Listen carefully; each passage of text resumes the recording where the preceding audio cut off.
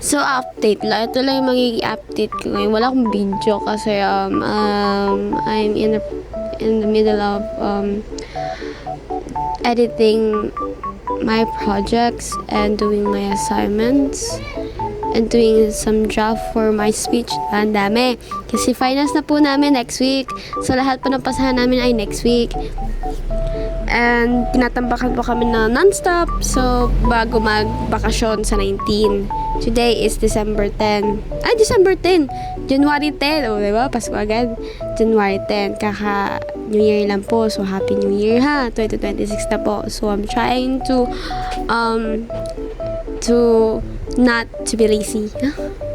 I'm trying not to be lazy kasi sobrang alanganin ng grades ko and I can be lazy or to procrastinate. I have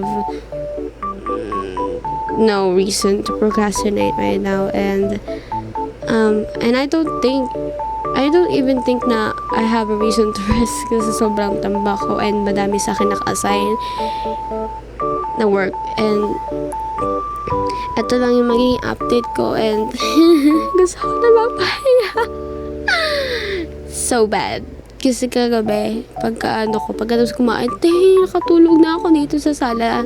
Ginagising ako ng family ko, gusto na umakyat pero di ako bumabangon kasi sobrang pagod ako tapos wala pang wifi kagabi kaya dapat nasisimulan ko ng ito naayos ko ito kagabi. Sana puyat ako kagabi. Pero hindi. Walang wifi. So nakatulog ako ng maaga. So nagising ako ng alas 3. So doon nagkaroon ng wifi. Pero di ako natulog ulit ako kasi lapit yung cellphone ko. Tapos kinabuk ay pagka kaninang maga, ang ginawa ko agad ay nag-edit, nagkape, tapos yun, nag-edit ulit.